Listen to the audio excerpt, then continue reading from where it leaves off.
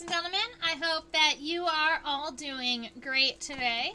I figured nobody was chatting with me in the chat. I think Sundays are just a little less populated. We've got a lot of people who live stream kind of at the same time. I've been considering switching it up a little bit. If I do switch it up, it will be probably during our next session, which is going to be on August 28th. I might be able to go on August 21st. Probably not. Maybe August 28th. Yeah, so it looks like my next session is going to be August 28th. I have 3 weddings to go to in 10 days, and so I'm going to be out of the state for a little bit of time, but I'm excited to see family and friends and those types of things. I was trying to figure out what we were going to be sketching today, and I came across this wasp right here in my collection.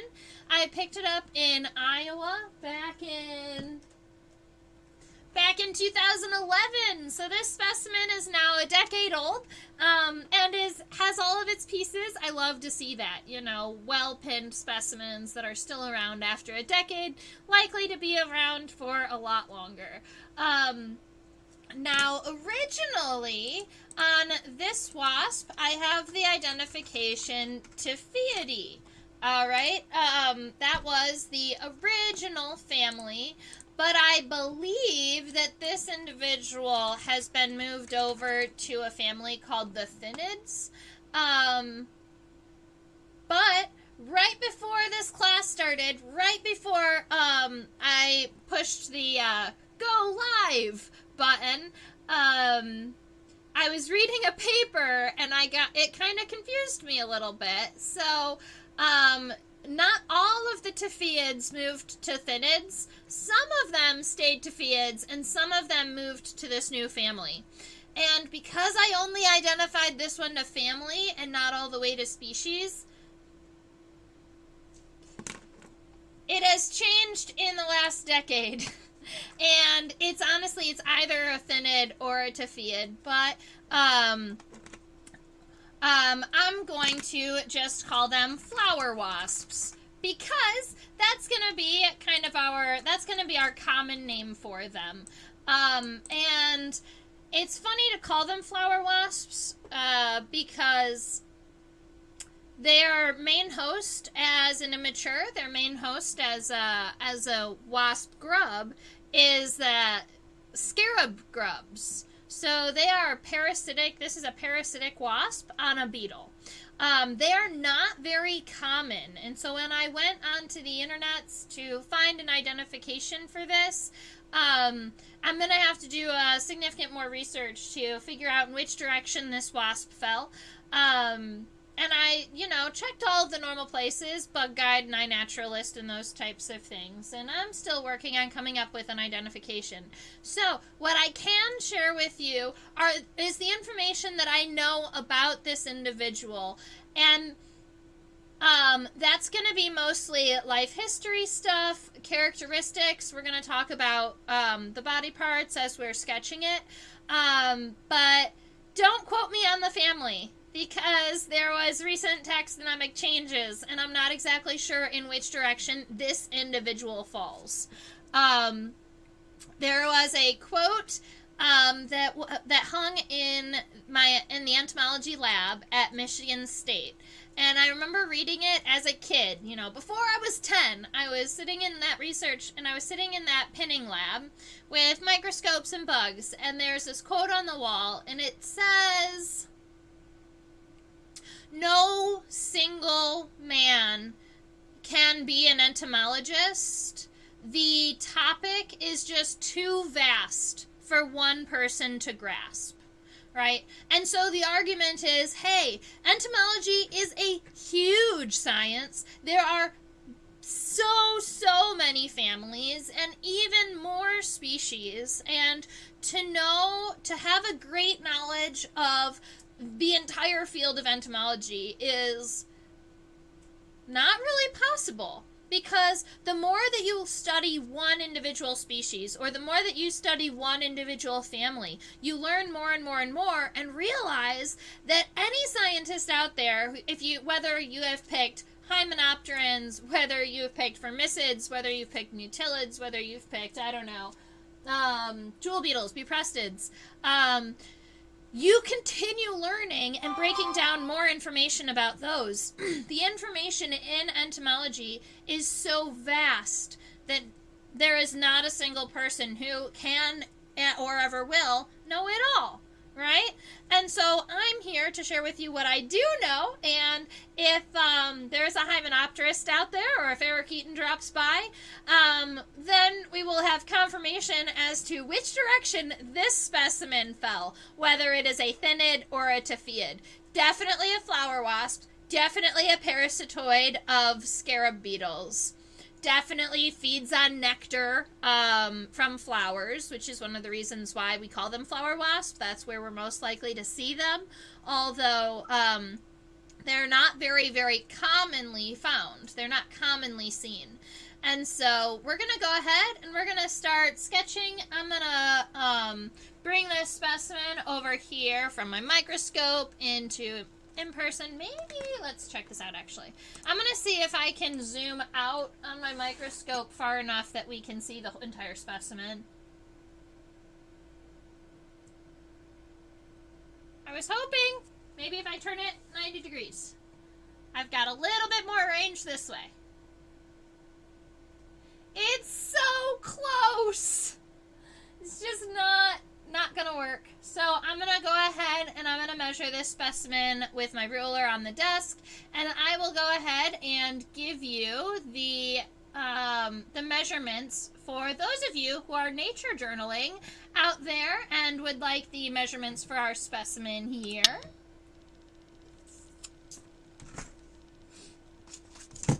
Alright, so I'm gonna grab out my centimeter side of my ruler, go ahead and put it right about here.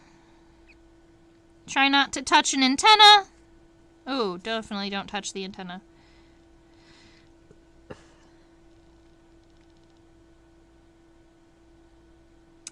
Alright, so our specimen is about 1.8 centimeters long. So it is, 1.8 centimeters. That's about right. A little less than 2 centimeters. And so I guess 2 centimeters is going to be the total length as far as I can see on my microscope, which is actually really good to know. Maybe I should have looked that up in the past. All right. I'm going to write, I almost want to write finity on my paper because I feel like I identified it as a thinid. We're going to write finity.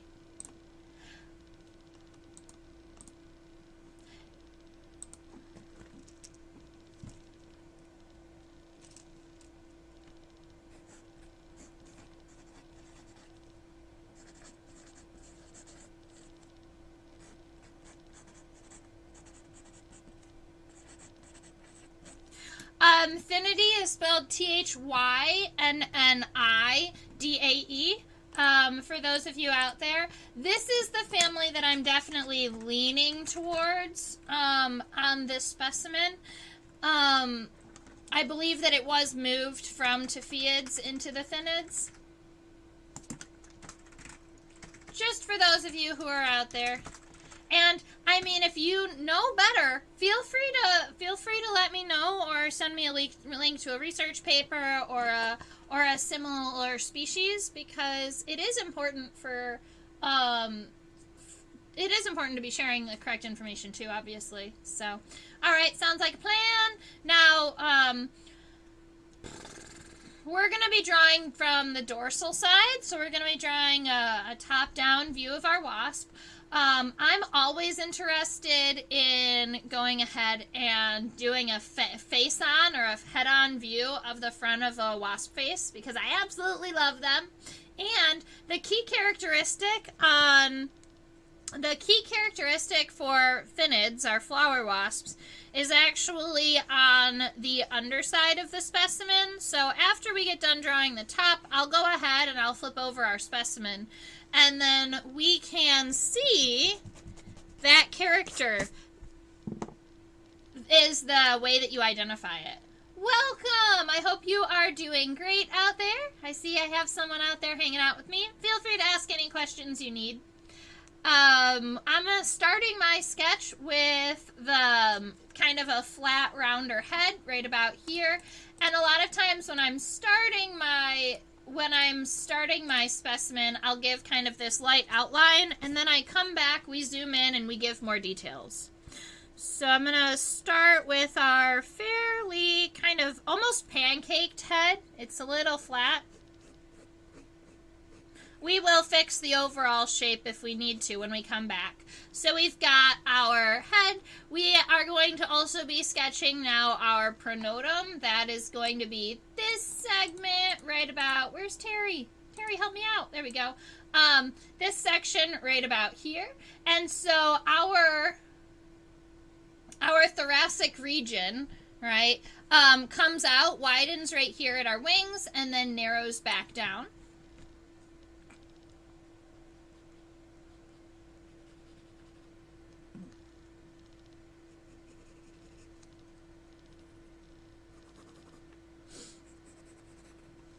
So I'm almost sketching this, it's kind of like a cut-off diamond shape, right? So if you imagine like how a diamond would look in a ring, except I'm not giving it the point at the very end. That's going to be kind of our overall shape for that body part. And then we will come back in and add the details and make it cleaner. Our wasp is going to have kind of wing caps, and those caps are at the widest point. A lot of times I will sketch wing caps as little D's. They do have a name. I believe they're called the tegula, Tegula. Let me go look that up really quick. Yes. The tegula is that wing cap essentially right about here, and I make them like little D's with the flat side going towards the wing where the wing's gonna be heading, because that gives you kind of the angle at which your wings are protruding out. So I'm gonna go ahead and give a D on each side, and then you can see we're gonna go ahead and scooch our specimen up a little bit so that we can, oops, or down. I guess I bumped it when I was sketching.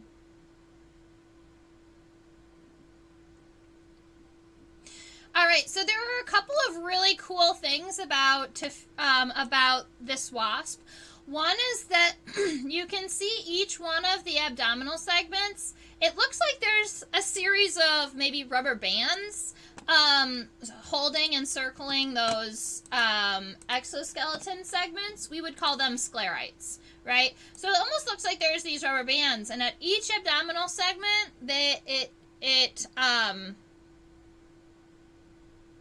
it's pulled in a little bit, and so that's going to be honestly one of the eye-catching characteristics of this family of wasps. There are other families that have this characteristic, but it's kind of this long, thin body shape with these abdominal segments that look like it's covered in rubber bands that are holding it really tight. That is going to be something that I always see as kind of like, oh, that's kind of like a hint as to what we are looking at. The other thing is that males in this family, they will have not a stinger, but kind of an upward hook at the end of the abdomen. And honestly, I'm not exactly sure what it is for, but my guess is that it is used during the mating process. All right. Now, as far as I know, there's not an incredible amount of work done in research on the exact life history of these wasps. We do know that most species are parasitoids on beetle grubs. But I don't even know if we have it aligned as to like which species feed on which grubs and those types of things. I I would have to look more into it. So we're going to go ahead and start my sketch of this, the abdominal shape. And where in our characteristics it's got those rubber bands, when I'm going ahead and sketching my my first kind of like overall basic sketch, it's easier for me to make it. I'm going to do the first one like this, so that it's narrow and then it rounds out. But the rest of them, I'm going to be just doing one long abdomen, because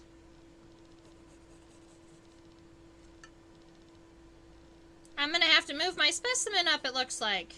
I want to be able to fit the end of the abdomen, and I think I'm going to go off the page. Well, this is why I sketch light. So we're going to move my sketch. As I'm sketching it, we're going to be moving it up probably a ½ inch. But that gives me an idea of what we're working at. Because I want to see the bottom of the abdomen. And you can see that that abdomen is nice and long and thin. And so I just didn't leave enough room for it at the bottom. That's fine.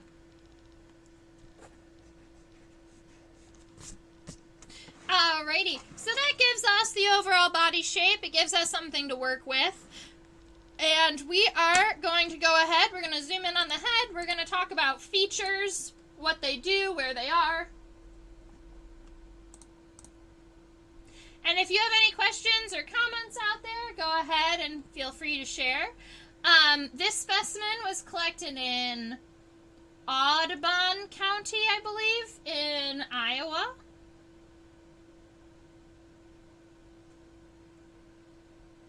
I've been collecting all over the country. I absolutely love it. And I love pulling out specimens and then reading where they came from and then trying to remember, you know, what I was doing there or what that trip was like. Because there's been so many now. It's just kind of a, you know, the specimens are a really fun reminder of,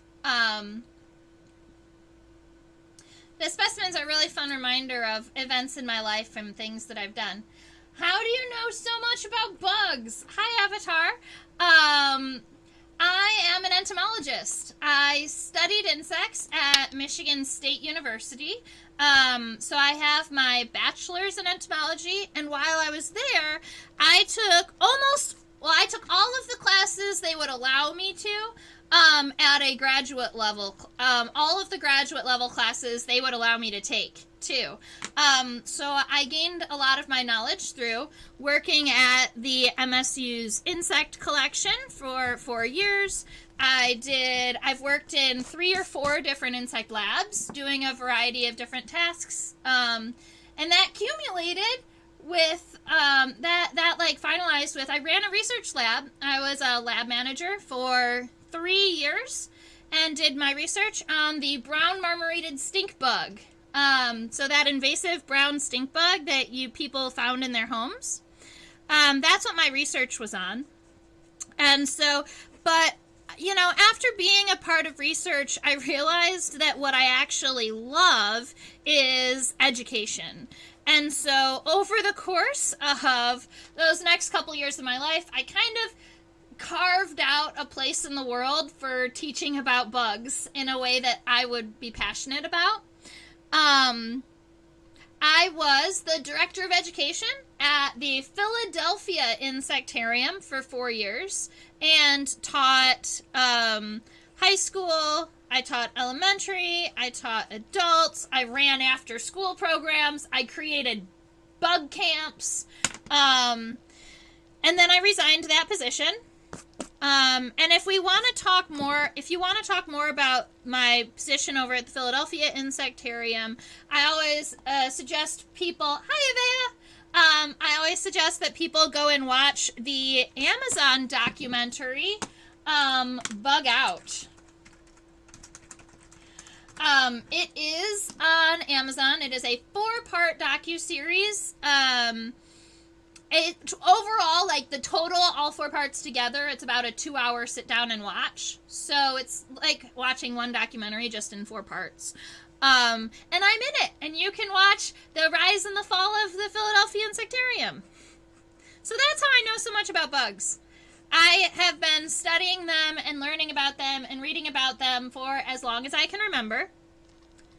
And I was that kid who, at like the age of 7, decided I was going to be an insectologist because I came up with the word before I even knew that the study of insects was a thing I could do. I had decided I was doing it. So yeah. And your name is Avatar Creator. And I have a question for you.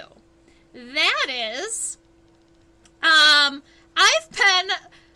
night it occurred to me that people can be VTubers, right? Virtual YouTubers, and they connect an avatar to their real life person. And I just think it would be so cool to turn me into a talking praying mantis. I want a talking praying mantis avatar. So, someone's got to teach me how to design a praying mantis in some type of 3D studio, or I will pay somebody to do that for me. So if anyone knows an avatar creator and would like to send me a 3D rendering of a praying mantis that I can turn into on live streams, that would be great. So I'm trying to get this... Roblox avatars. Darn it. So, still looking. I was actually looking into it last night, and I downloaded a free 3D creator studio called Daz 3D, which seems to be very complex, so it probably does exactly what I need it to, except it's going to be a little bit of a learning curve, and at the moment I'm creating like an anti-pesticide pollinator program for K to high school that's going to be implemented starting this upcoming semester. So I have a lot of work and tasks that I am in the process of doing right now to make sure that my program, my pollinator program, is completed and aligns with all the things I need it to do. All right, so we are looking at, that's a little bit about me. That's true. Akshay is a great artist. Maybe he would be willing to create me a 3D rendering.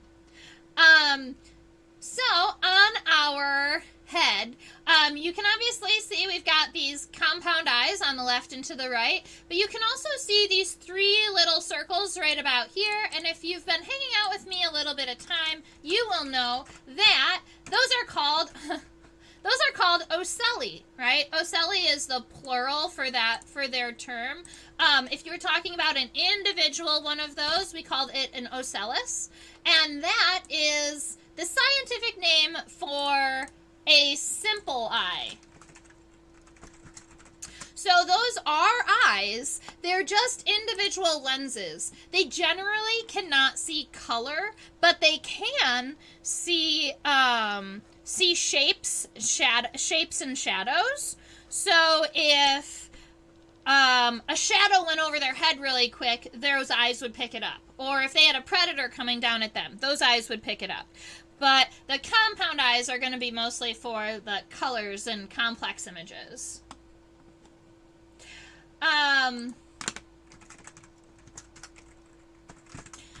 It's called Daz 3D, D-A-Z 3D, or 3D Daz, something like that, studio.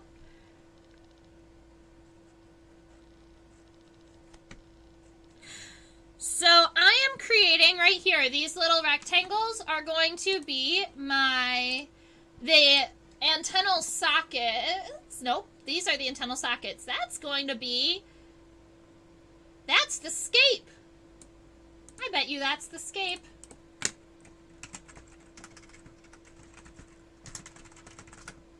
And sometimes I double check, yep, and sometimes I double check just to make sure that I am right. So yeah, every now and again you'll see me turn and Google something, but it's just to confirm that I have the right word for you. So if you're looking right there at that first antennal segment, that's what we're going to call the scape. The scape is just a special term for the first segment on the antenna. All right. They can come in all different shapes and sizes, and they have a variety of different purposes, but a lot of times the idea behind the scape is that it is a solid connection between the antenna and the head. So a lot of times you'll also see that the shape of the scape is significantly different than the rest of the antennal segments. And so in my head, that's why it kind of makes sense for it to have its own name. But alas. You also have the pedicel, which is generally the second segment of the antenna, so I guess you would consider it this one. And then the rest of them are the flagellum. All right, so as you know, if you've been hanging out with me for a little bit of time and sketching along with me,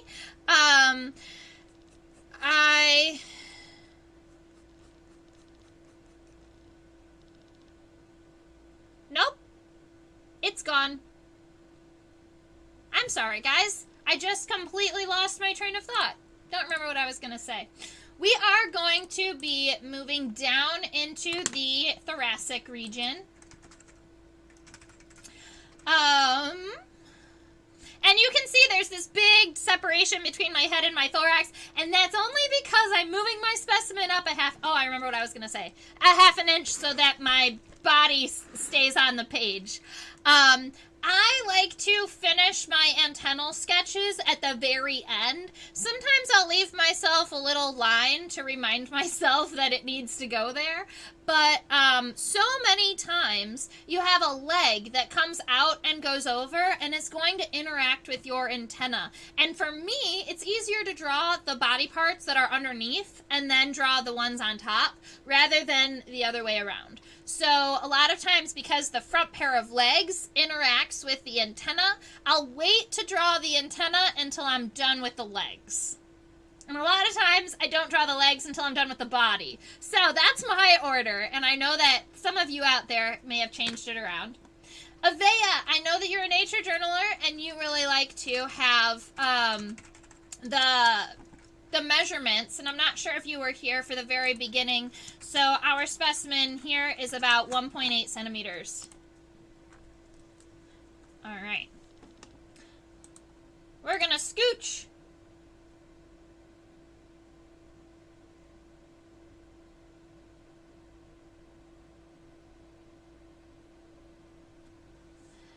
No problem.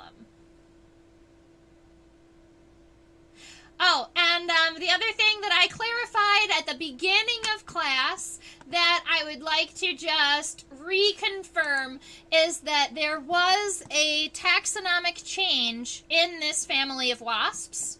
So it used to be in the family Tophiidae. I believe this specimen did get moved to the family Phinidae.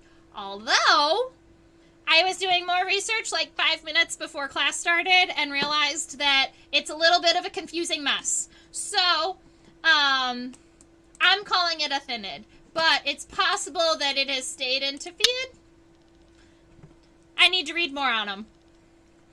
But sometimes wasps and taxonomy is just like that. You know, sometimes we make these larger changes and then people disagree, or we've got this, like differing viewpoints. So Phinids, or we're going to call them flower wasps because that's their common name, and that would be the common name for both families. So if I say flower wasps, it's definitely not wrong. So these flower wasps are parasitoids of scarab beetle grubs. So a lot of times you will find them in and around sandy or grassy environments where you might have a lot of grub damage. And these guys, there are some species of flower wasps that are used as a biological control agent. They're released in people's yards to feed on and to help fix the grub problem. All right, so I'm moving this beginning up, and you'll notice that when we zoomed in on our pronotum right here, this is the first segment of our thorax. We call it the pronotum. And it has these very sharp shoulders. You don't see that a lot of times in insects. A lot of times the edges are very roundy.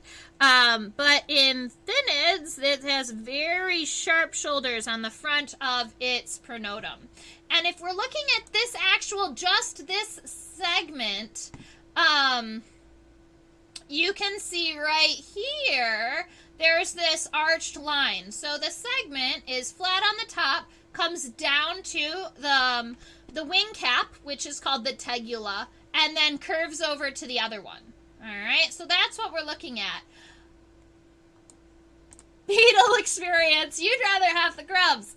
I mean, I get that, and personally, I would rather people not have grass. You know, the whole monocultured grass lawns thing really does bother me as a scientist. You know, I would much rather people plant something in their yard that stays short but also flowers, and we didn't have to cut back all the time. That's funny. These flower wasps, though, they are, I guess you would call them kind of minor pollinators. They aren't important pollinators, but they do pollinate, right? So they are beneficial to gardens. And if you're worried about your grass health, they will help save your grass from the beetles. But beetle experience, if you want to keep all your beetles around, you may not want these guys. Especially if they're feeding on other different kind of species of scarabs rather than like June beetles or Japanese beetles. You know, if they were feeding on something like a rhinoceros beetle, then I would have a problem with them. Hi, Marley. Yeah, we're doing a hymenopteran today. In fact, we had I just explained to them the confusing taxonomic changes that just happened in this family. So, if you are interested, this is either a thinid or a tophiid. And I'm going to go ahead and I'm going to shade in the darker areas and leave the yellow areas light as we're going through.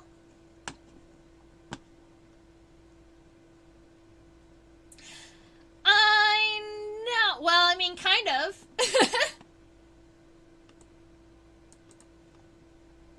Lamialis is confused. Yeah, exactly. So, you know, as things change and science moves forward and progresses and we learn more, sometimes it can get just a little confusing.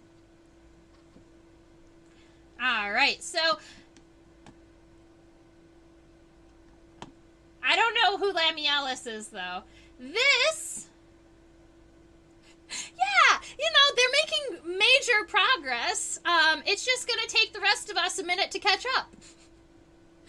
I read a recent paper on taxonomy in beetles, in coleopterans, and all of the burying beetles and carrion beetles have been smashed into the family with rove beetles.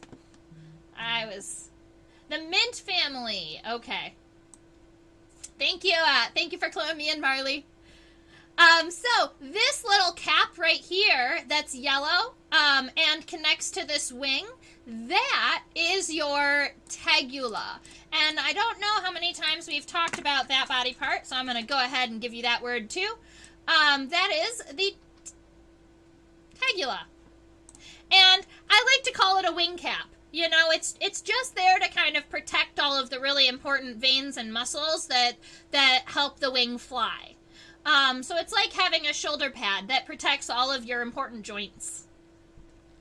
And it bumps right up against our pronotum here. So I'm gonna go ahead and give myself these tegula. One on this side and then one on this side. Yeah. Burying and carrion. Yeah. And they used to be in their own family. They were called the sylphids. the burying and carrion beetles were. They were called Sylphidae. But now, because they're a subfamily instead of a family, they are now Sylphinae, a subfamily within Staphylidae, which is their family. So in insects, we have this rule, essentially, where families, they end in IDAE. Subfamilies end in let's see, where'd my text box go? There it is. INAE. And then we have something in between the subfamily and the genus that we call the tribe. And a lot of times it ends in INI. Any. So, there you go. Little bit of bonus taxonomy for those of you out there who love it.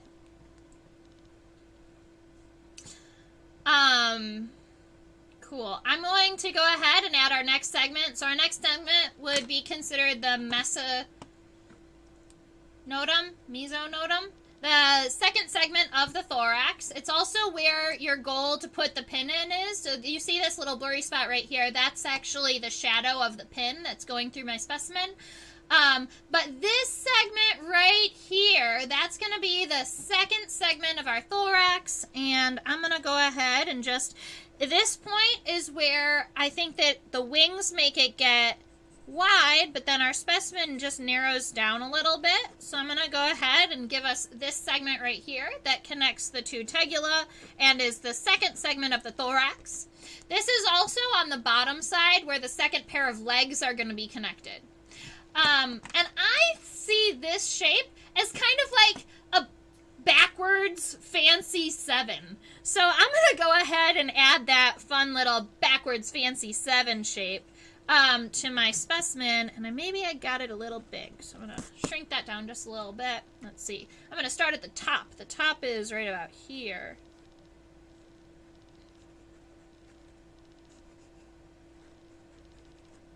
Something like that. All right. Bye, Avatar. It was nice chatting with you.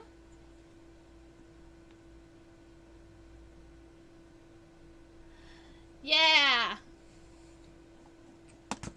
So, yeah, taxonomy can get pretty confusing, but I do appreciate it just, you know, for what it is, helping us organize all of these thought processes and getting it all figured out.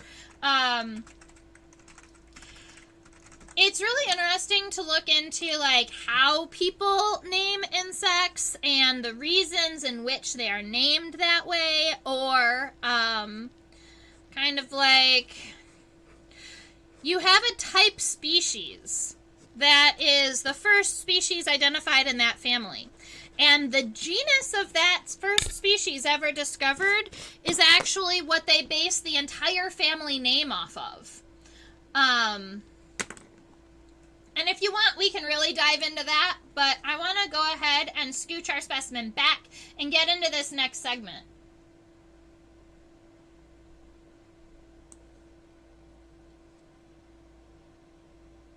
I'm going to zoom out really quick. I want to see how it compares to the rest of the body as we are sketching and moving along.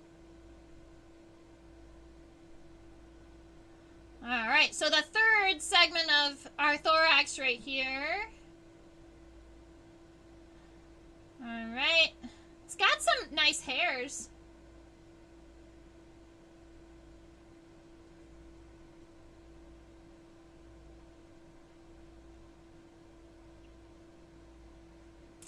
Yeah, and so you'll find that I was trying to think of one that was very common that would be easily identified, but I guess the idea would be, oh, you know what? Swallowtail butterflies. Everyone knows about swallowtail butterflies. They're gorgeous. They're a big family. They're all over the country. The first swallowtail butterfly, the genus was Papilio. All right. So then they said, all right, we need to make a family around these guys. So it's Papilionidae is the family for swallowtails. Papilionini is the subfamily leading to that genus. Then you have Papilionin. I don't know if that actually exists, but I definitely know the subfamily exists. And if you had a tribe, it would probably be like this. Sometimes they add two eyes. Sometimes they add a double eye. So sometimes Latin gets a little confusing, but alas. Yeah, originally, yep, the swallowtails were papilios. Yep.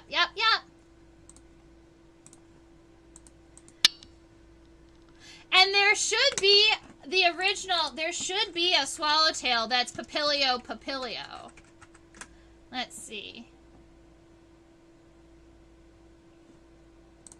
Because a lot of times there, you've got the epithet based off of the genus, too. It might have been changed. Sometimes you've got them that change. I'm not seeing it. I don't want to waste too much time chatting about swallowtails. Because we're sketching a wasp. Let's see.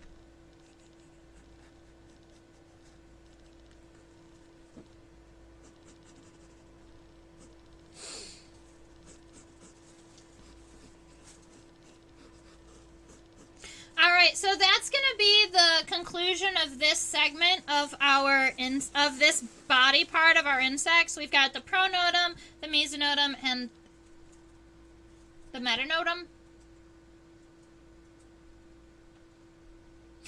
I think in wasps this has a different name.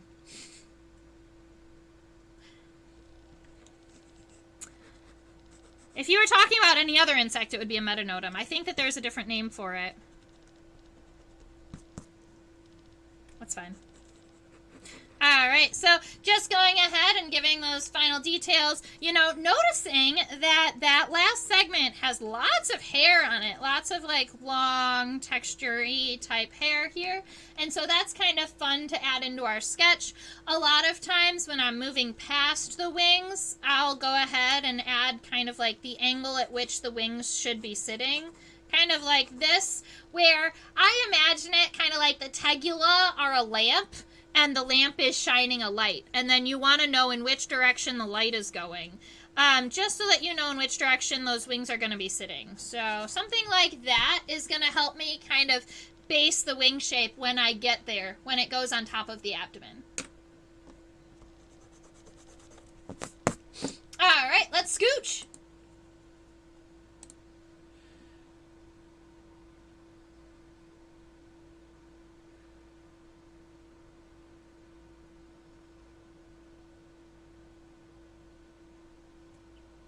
So, if there is anyone out there who wants to build me a 3D avatar, a praying mantis, I would love to be a praying mantis. I would love to live stream as a praying mantis on YouTube. I think that would be so much fun. It's going to be my project for September if I can't convince anyone to do it for me in August.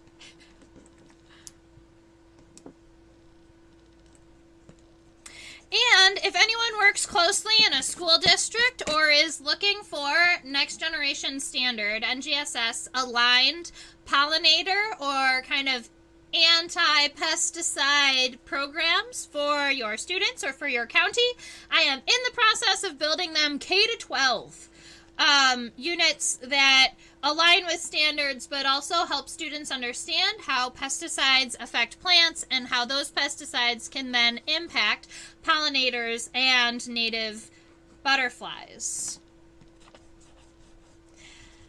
The whole series, K to high school, is going to be run in Elk Rapids in Michigan.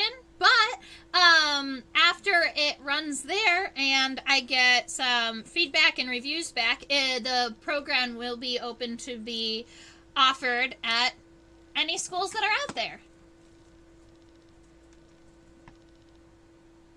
All right, so what I'm doing is going ahead and looking at abdominal segments.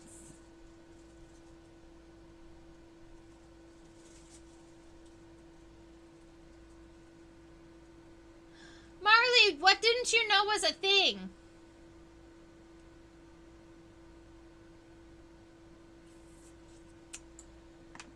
Sometimes I should pay more attention to exactly what's being said when the comments are posted.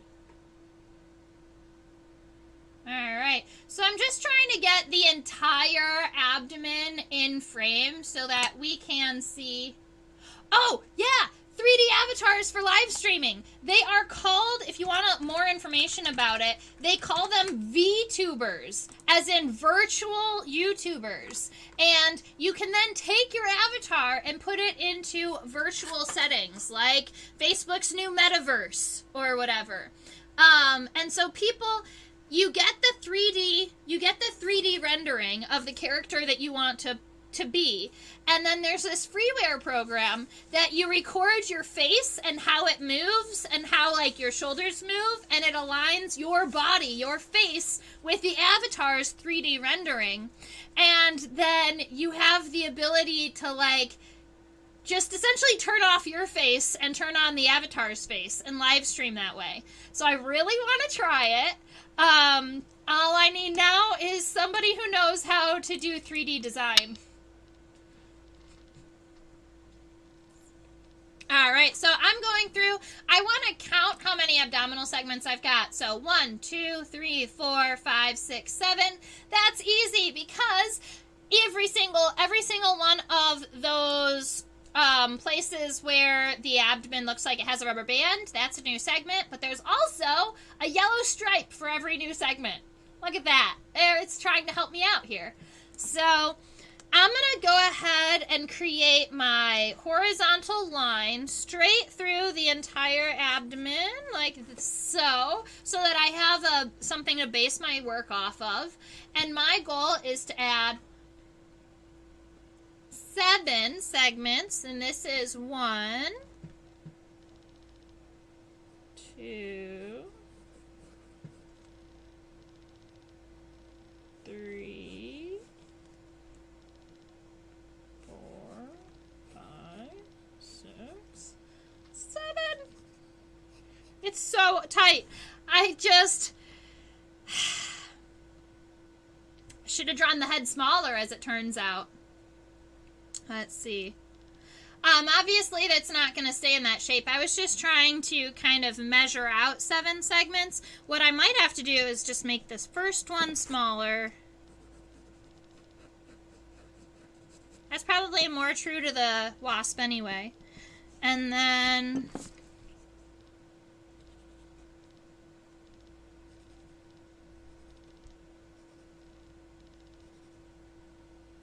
that should be about right. So I just went ahead and gave myself essentially little tick marks, like a timeline as to where I wanted those segments to go. And so now what I'm going to do is kind of create the overall shape of my wasp abdomen. Alright, so I've got my tick marks where I know the segments are going to be. I've got my overall shape, so I know kind of how it gets rounded out and then comes back in. I'm actually pretty happy with the length of that now, so that's pretty good. I'm going to take each one of these lines and pull them out to where they hit my overall. And then at each one of those places where these lines connect, I'm just going to make it come in just a little bit so that, you know, you get that shape on my abdomen. And so I'm going to end up probably erasing some of these lines, but not all of them. Let's see. Just going through and solidifying some of these really quick.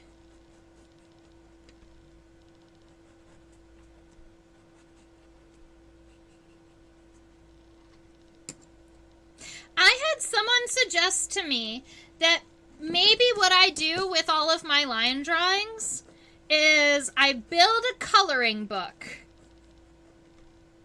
So I take all of the line drawings that I've made that I have not colored because I am not proficient enough at coloring yet for me to feel comfortable coloring in all my awesome sketches. So somebody suggested I should print it out as a coloring book and both sell them and practice coloring my own sketches just in a book. And I thought that that was a really cool idea.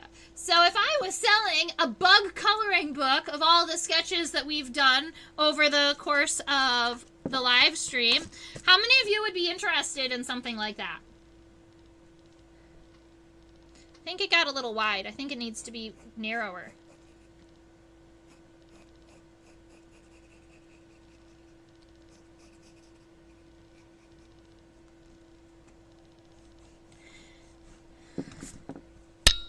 I feel like a buggy coloring book would be helpful for me, but because there are a lot of nature journalers here, you guys already have your own sketches.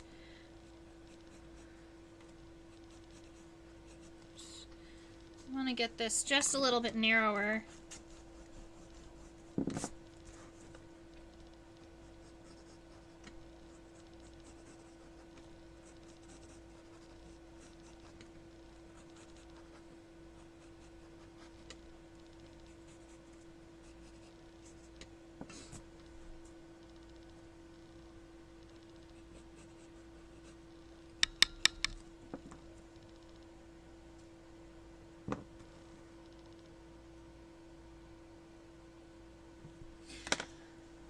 Yes, I believe that the abdomen is narrower than the thorax. And I will go ahead and show that really quick. Maybe at this point in the abdomen, it's about even with the widest point of these tegula of the wasp shoulders.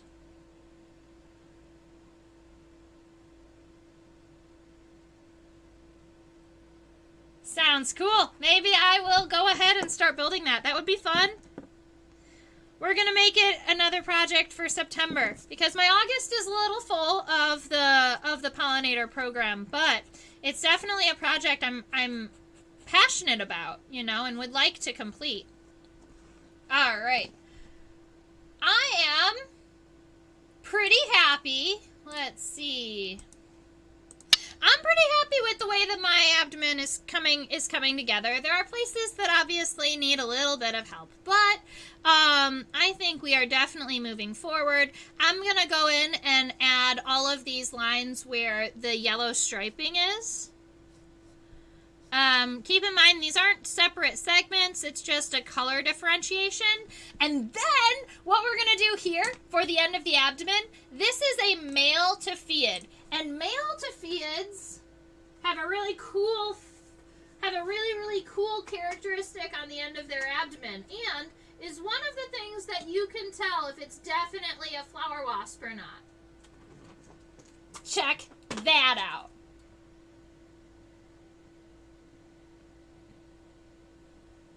So it does have my wasp is a male. So this is not a stinger. Okay? I believe it is useful for something in the mating process, but honestly, I'm not sure exactly what that is.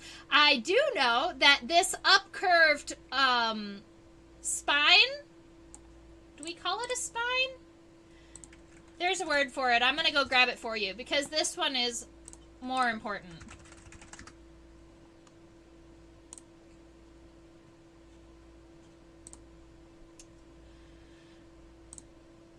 Info.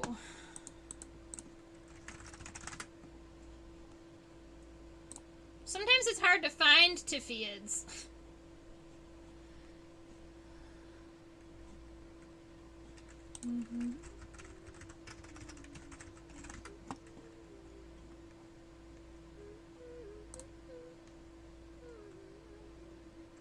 Might be a finid. Anyway, let's see. I wish I had a name for this upward kind of facing hook on the end of the...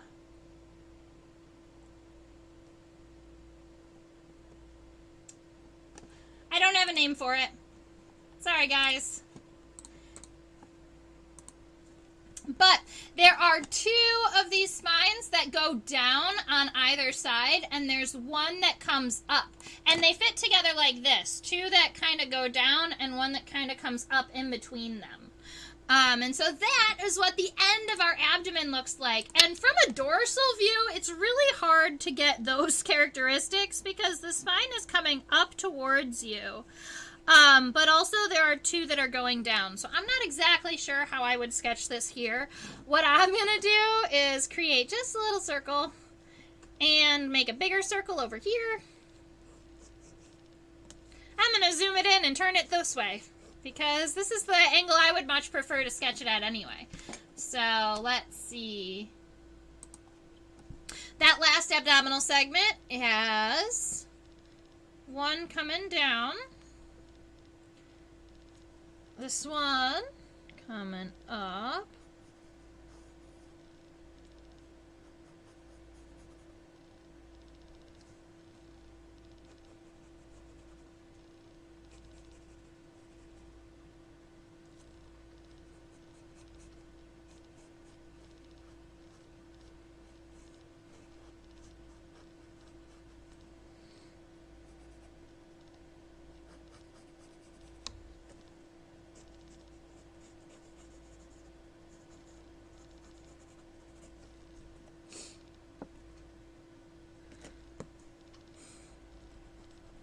Something in this range.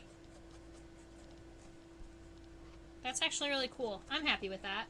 So you've got these 2 that are coming down, and I can go ahead and solidify some of these lines, and then this one that's coming up. And it does kind of fit in between those 2.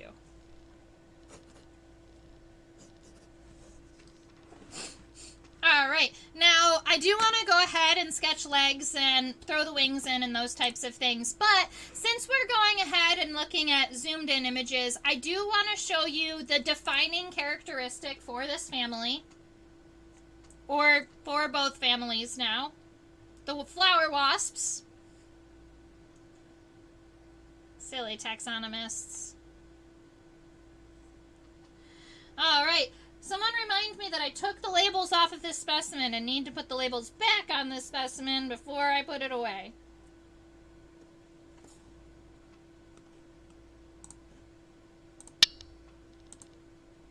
Uh-oh.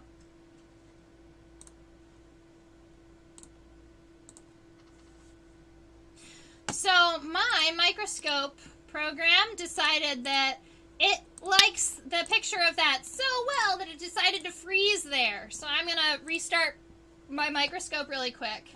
Let's see, and answer some questions.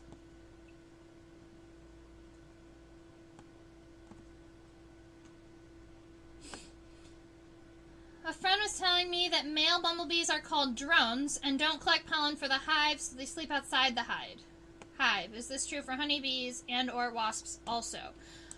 Yes and no. We have some facts very right, and some facts that could be, you know, so we'll fix those. So the males are called drones.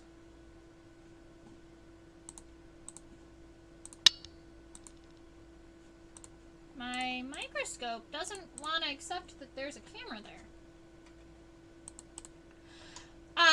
So the males are called drones. They don't do anything but go on mating flights, right? So they don't collect, they don't pollinate, they don't clean the hive, they don't build wax, they don't feed the babies. The male drones specifically, they just, the male bees, they just go on mating flights and they eat the honey that the ladies make. So that's kind of their role.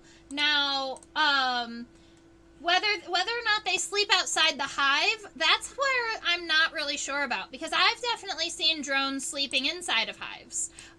They just kind of find themselves a corner and stay out of the way. Not exactly sure why my microscope camera decided that it didn't want to exist anymore.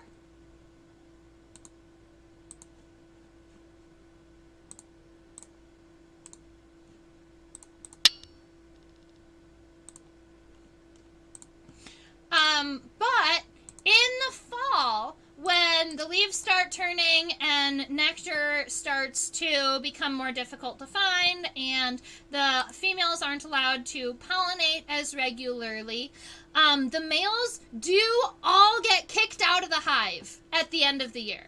So if the males don't leave the hive on their own, if the drones don't leave the hive by themselves, the female honeybees will actually drag them out by their wings and kick them out of the hive. Because if the drones were to live in the hive over the winter time, they would kill the colony.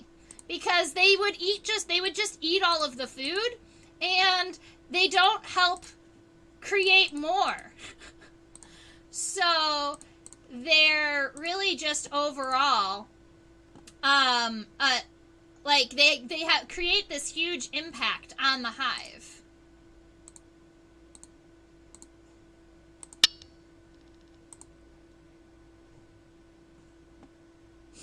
And so I guess then your question is, do wasps also do this?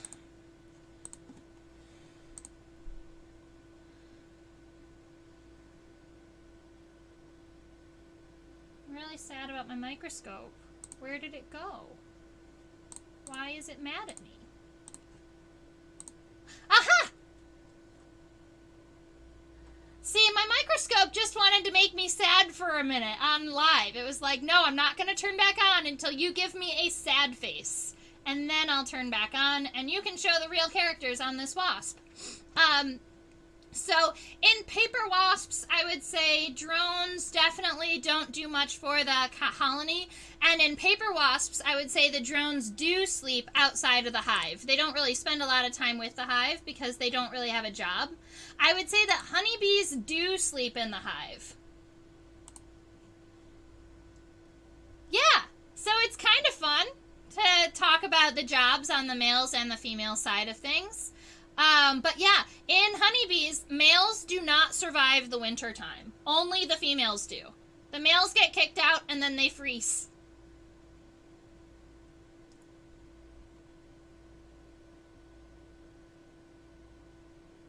Alright, let's go look at this character.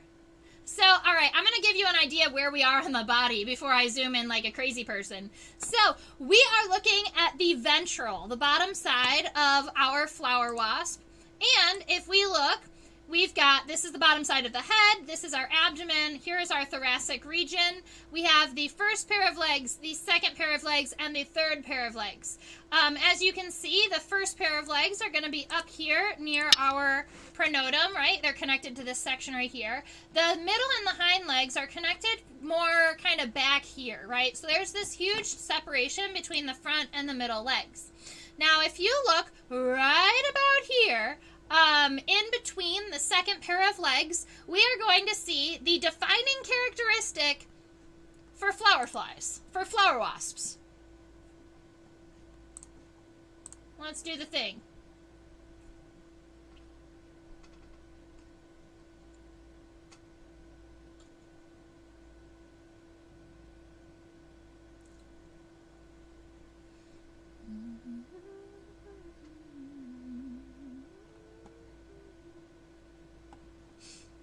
And you know what? I do have this characteristic written down in my adult taxonomy book. So give me 2 seconds to find... Hey! Look at all those sketches I lost. Give me 2 seconds to find... Oh, and it was put in the page that I needed. What are the chances of that? Alright, so we call these, I guess, at the base of the mid-coccyx. That is funny. Alright, so we are looking right about here, and you see how we have these kind of triangular processes that come down and they sit in between the mid-coccyx. So right here, the coccyx is where that hip bone, right? So it's where the leg connects to the body. There's this little segment right there. That's called the coxa.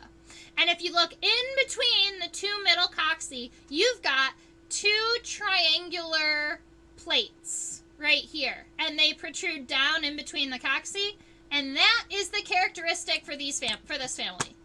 All right, or for these 2 families, I guess now. So if you turn a wasp over and you're looking at it under a microscope and you see that characteristic right there, that's what tells you that it is. It used to tell you that it's a Taphiid. Now I guess it would tell you that it is either a Taphiid or a Thinid. But that's the characteristic that I learned in school.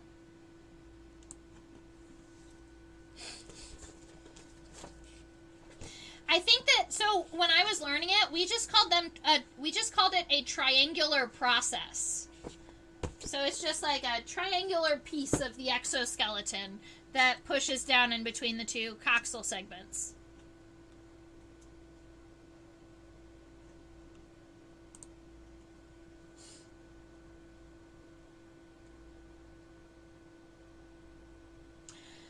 Alright, so we have a couple of things to do to finish up our sketches. We have to add the legs, we have to add the wings, and we have to add the antenna, right? So we are closing in on our sketch. We've got all of our body segments, we've even zoomed in, we've checked out a couple of the key characteristics for the family. Let's get these legs in. And these legs are all tucked pretty well on my specimen, which is great for museum quality specimens, not so perfect for sketching. So I'm gonna turn it in this direction.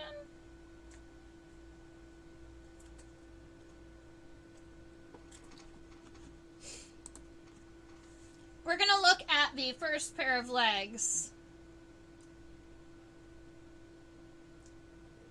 Yeah, this'll work.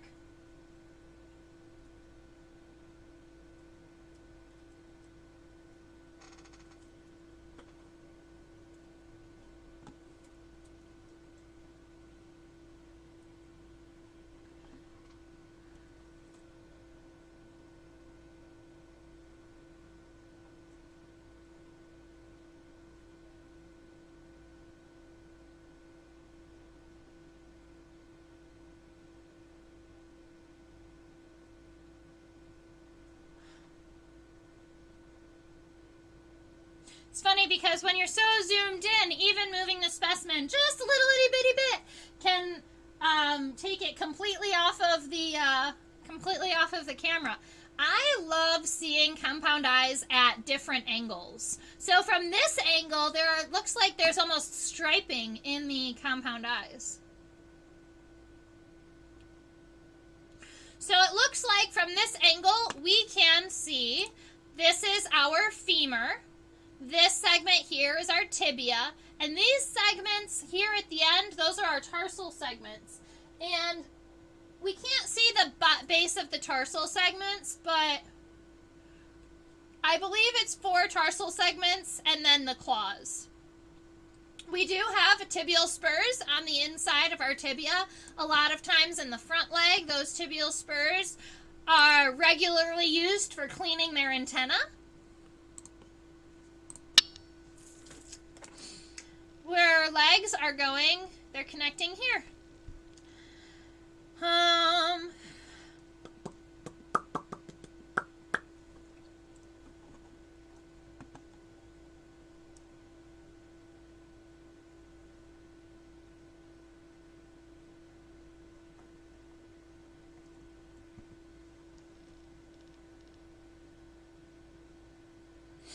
So our femur is only going to show just a little bit, and Taphiids, flower wasps, they don't have really, really long legs. So I'm trying to come up with a way to show the legs, but also to not lengthen them too much.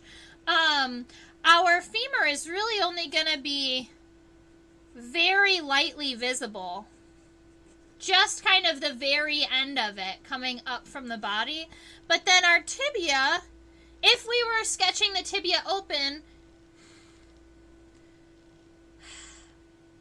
their legs are so short that I believe that the legs are going to end up going underneath the head. I don't want that. I want to show them off.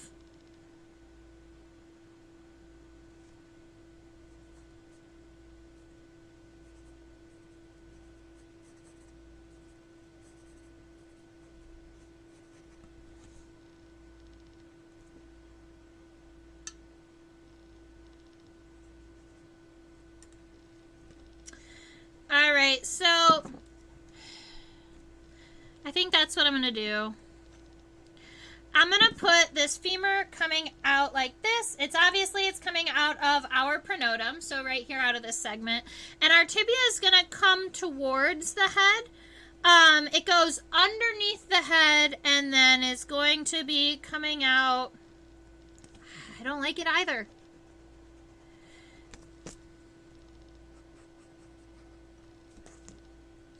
I'm going to open his leg up a little bit. Let's see, I'll put it here.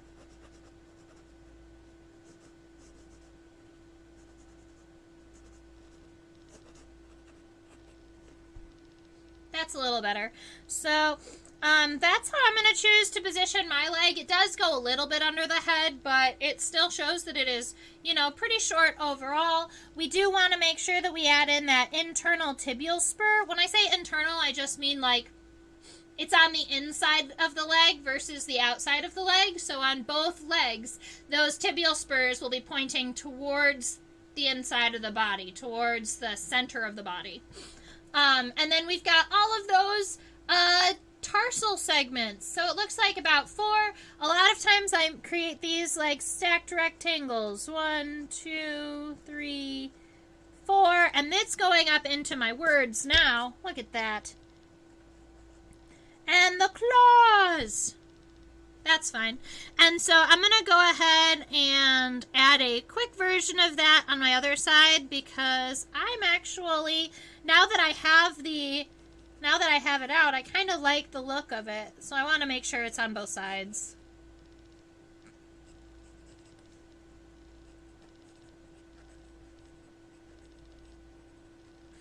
And I'm just going to stop it where the words start. So we've got these legs.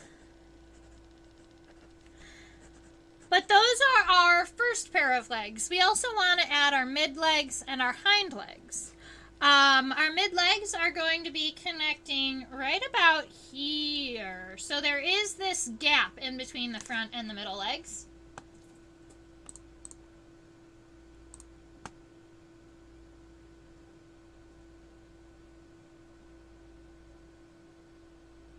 And this leg looks like we're going to be able to see all of the really awesome characteristics in the tarsal segments. Yep. So we've got femur. This is the tibia coming down. The first tarsal segment is really long, almost double the length of all of the other ones. And actually, it looks like the length of the tarsal segment goes in half every time it has the next one until this one. So it looks like 1, 2, 3, 4, 5 tarsal segments. 4, and then the larger one with the claws. The claw. You know, like in Buzz Lightyear. The claw. And he picks up the aliens. Is everyone doing okay out there? We've got a handful more people here. If you have any questions, comments, feel free to let me know. We are just chatting bugs, mostly. Chatting bugs and drawing this flower wasp.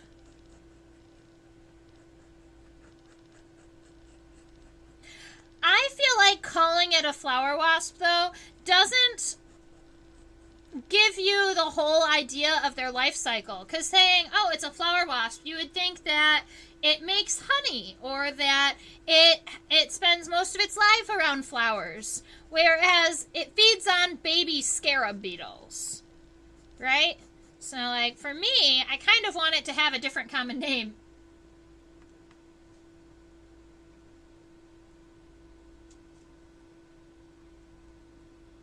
Think of liar, liar. That's funny. I don't know if I've ever seen that. I'm going to have to look into it. Let's see.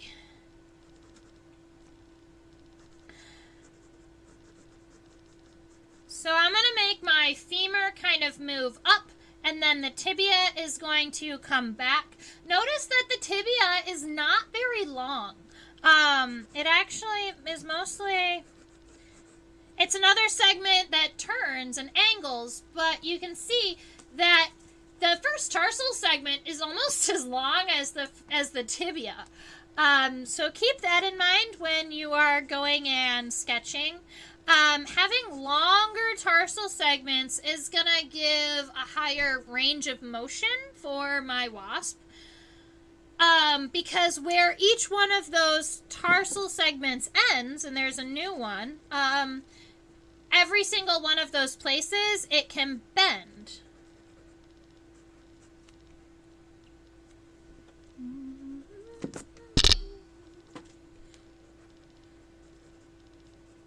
You know, it's funny because I like to keep an earbud in my ear when I'm talking to you, but I don't put any sound into it, so I don't technically need it. It's more like a comfort thing. I feel more comfortable, like, waiting for somebody to talk to me through the headset, even though I know that you don't have the ability to communicate with me. I sit here waiting for people to communicate with me. With this! I just put it in here. But I'm so used to teaching in a Zoom setting where I almost feel more comfortable having something in my ear. I don't know if that makes sense. But it's true.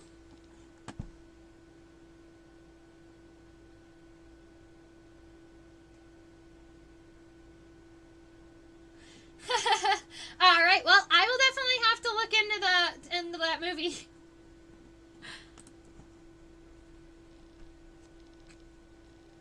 All right, and our hind leg.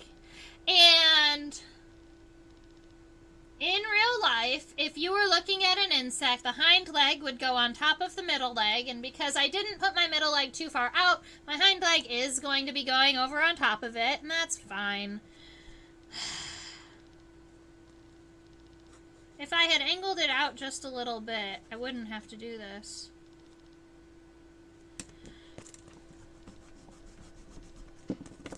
We're gonna fix it.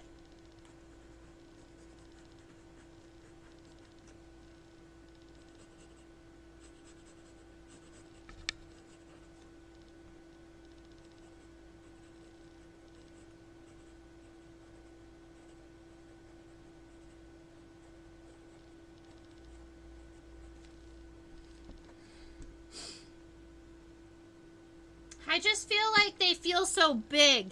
I always end up, the legs are where I find them, I find that legs are a little tricky for me because when I zoom in on a leg, then I want to draw the leg really big. And then I'll go back and realize that I've drawn the leg so much bigger than everything else. That's fine. We all have places that we want to work on with our sketches, right?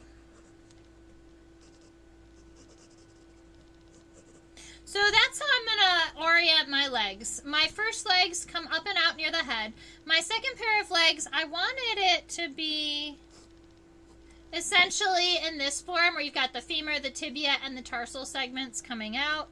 I think I could make the tarsal segments even thinner. Let's go and look at the hind leg and see what it looks like.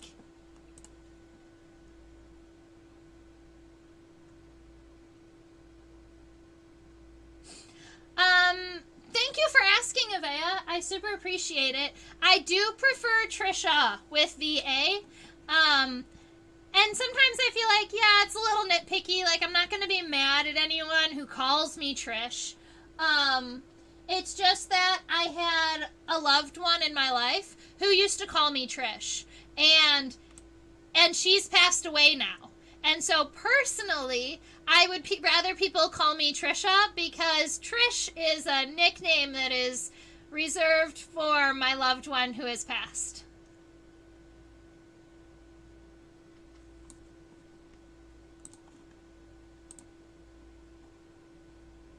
Yeah.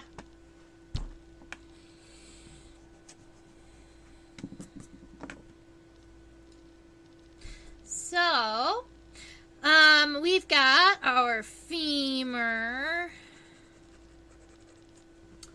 And the tibia, once again, is not very long. You can see that here. It's wide, it's bulky, it's got a little spur on the end of it. I believe that the middle one, too, will have a spur on the inside. But because we were looking at it from the outside, we just couldn't see it. And then you have these very, very long, very thin tarsal segments that I feel like if you stretched that leg back, it would almost go to about the middle of the abdomen. So what I'm going to do is make them very, very thin.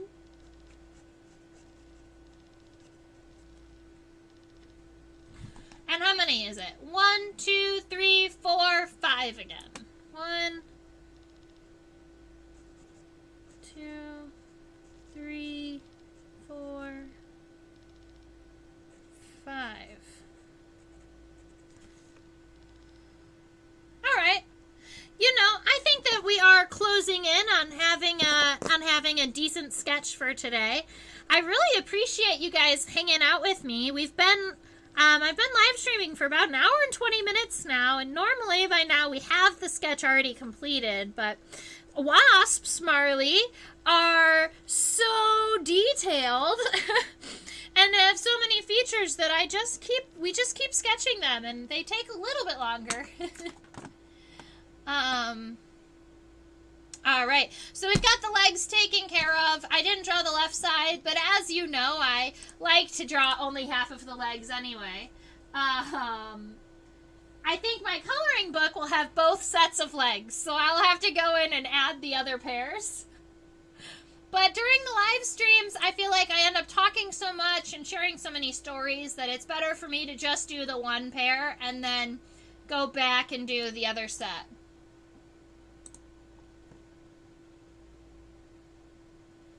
Well, that makes me happy, Avea.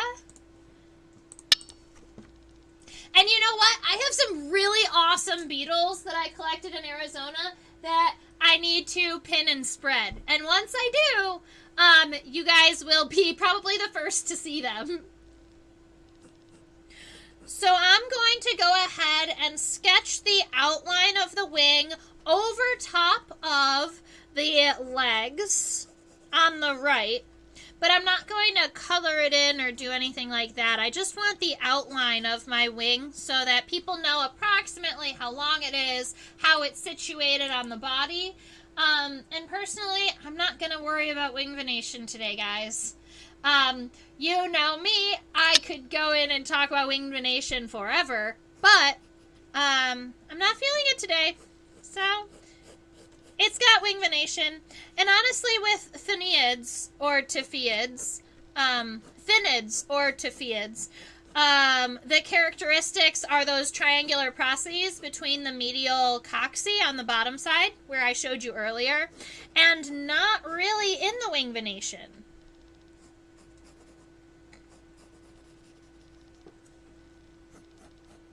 If I was going to do the wing venation, I would put it here on the left side where it's not interacting with the legs.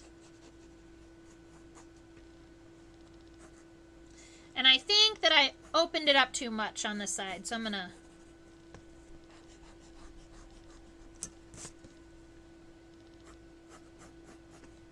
streamline the wings just a little bit better.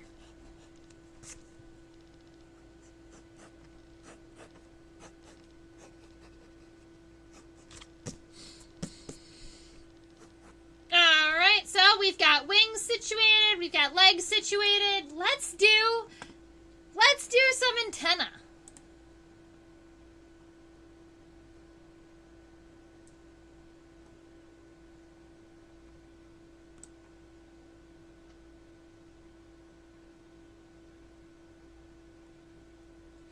Now, from this level of focus, they look like one just large chunk of segment. They don't look like they're segmented at all because they're so dark and there's not really any definition in between segments. I promise they exist because you can see wherever an antenna bends, it's got to have some segmentation. So what I'm going to do is we're going to go ahead and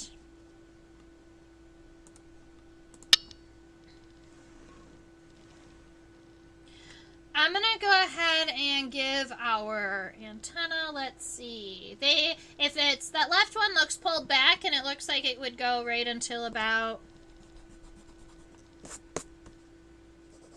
there. And it's got to go up a little bit if I'm going to curve it. I mean, I think I got it about right. So what I'm going to do is take this line and I'm going to follow kind of where I want my antenna to be. And I'm going to come to the end and I'm going to double it up. So this wasp does have, you know, strikingly kind of wide, thick antenna. You know, it's not a common antennal type in hymenopterans, in bees, wasps, and ants. I wouldn't say it's a defining characteristic because we do have other species that have it. But it is unique. And, you know, sometimes the unique characteristics are the ones that start to help you narrow it down when you're not really sure. So things like body shape, overall body shape, and overall kind of shape of the antenna or different features that you can see with the naked eye.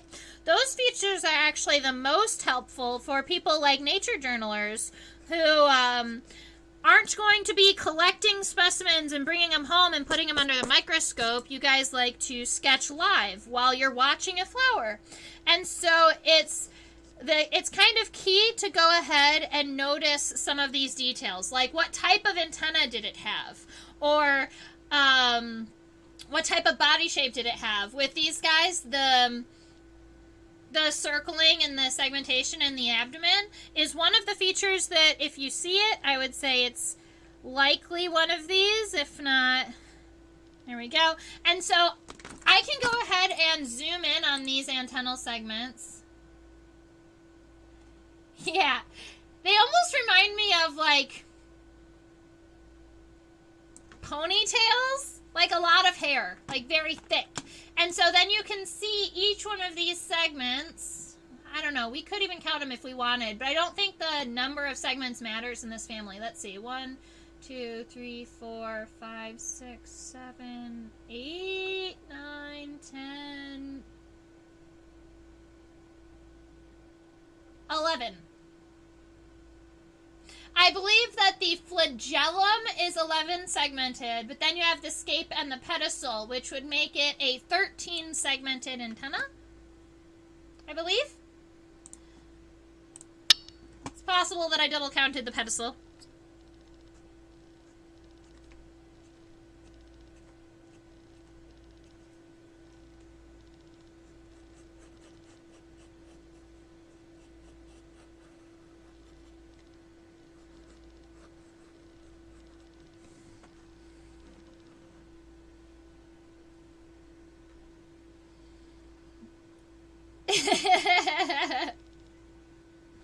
Yeah.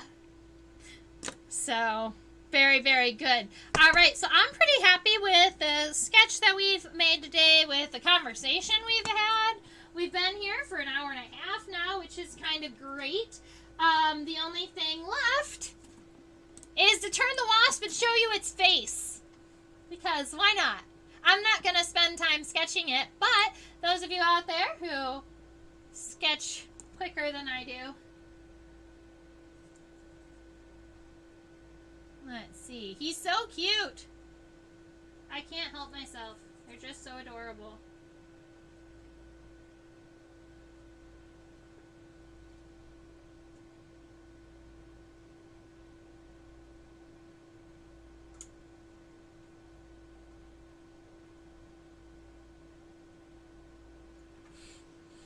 Look at that crazy mouth part, ladies and gentlemen.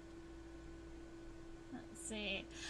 Oh, and those little yellow patches in between his antenna look like eyebrows. He looks so angry.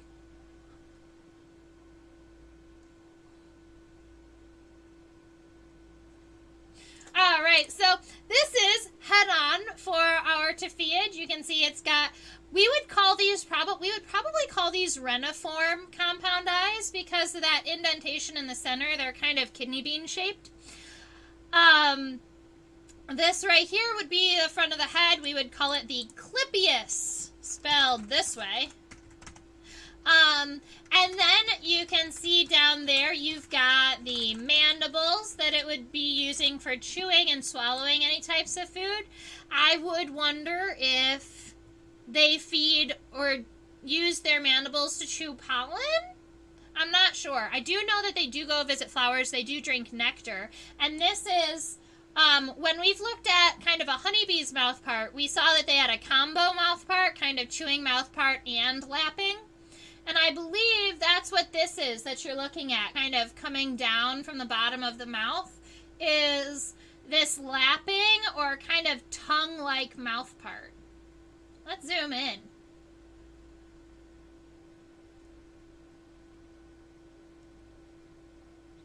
Yeah. That's the mouth part down here for drinking. And so it would be able to drink from this portion right about here at the end. But then around the edges, especially right about here. Right there. See if we can get it in focus. Yeah. So right about here, that is the labial pulp. That's one of those adapted mouth fingers that is going to be used to help with the uptake of nutrients. Yes, Evan, those are mouth fingers. Good job. Yeah, right here and right there. Mm-hmm.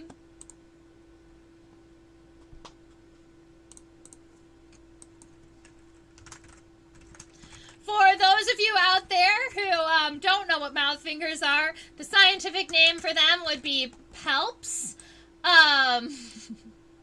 We here at Insectopia call them mouth fingers because I love them, and I always imagine them as like little fingers that help kind of bring in food. There's generally two types. There's maxillary palps and labial palps. But yes, we love them here. And they're on the little drinking part, which is really cute.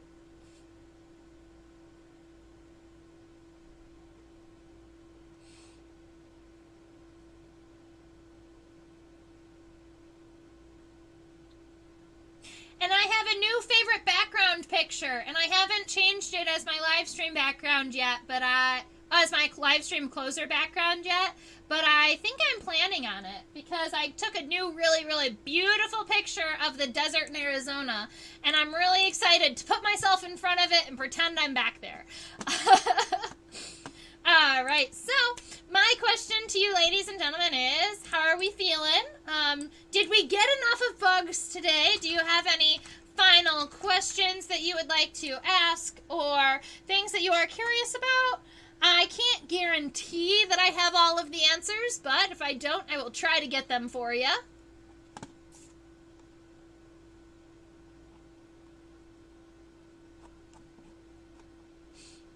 Yay, Tucson. I'd have to agree.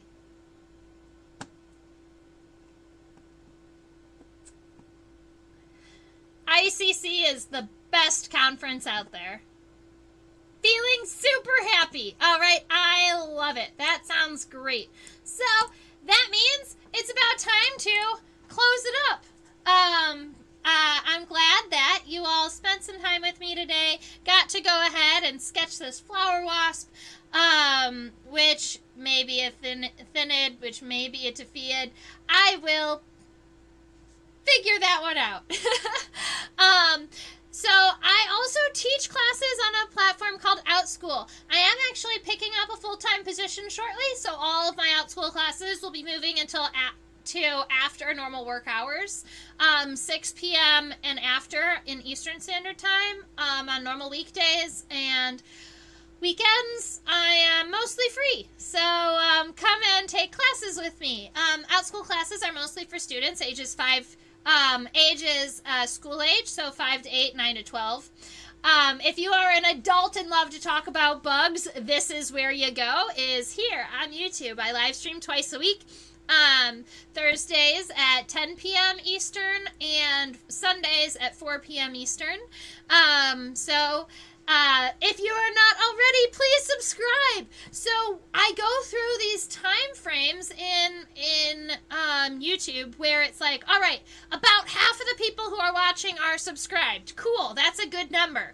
But now I'm back to about 80% of you guys who watch are not subscribed. So if you're not subscribed already, go and hit that subscribe button. If you want to get notifications on when I go live, I should be going live like on a random surprise time shortly because I have a bunch of bugs to pin, including this beautiful Pepsis tarantula hawk, which is waiting to be pinned, and another really gorgeous beetle that I haven't identified yet, but will identify once I'm able to put it under my microscope. And so I've got a bunch of those things that are really exciting happening. I am at Insectopia 2015. You know, a lot of times in social media places, I can't get the ad Insectopia without adding a number. 2015 was when I coined the name. So that's what we're called on both Instagram and Facebook. So go and find my pictures and my stories there. And that QR code right about there is my PayPal account for Insectopia. So that is where you can go ahead and donate to my bug adventures. That helps me keep doing what I am doing and is always super appreciated. You know, if you've spent some time with me today and you really enjoyed the class, you learned something, think about, you know, how you feel about that. Throw me a couple dollars for coffee. And you know, keep me employed. I appreciate it. So, thank you. I really appreciate everyone who spends time with me, who joins me. Special call out to all of you nature journaler people in California. You've really kept this going. Like, you've really kept me enthralled and enjoying teaching on this platform, especially when you're here and communicating with me and really interacting.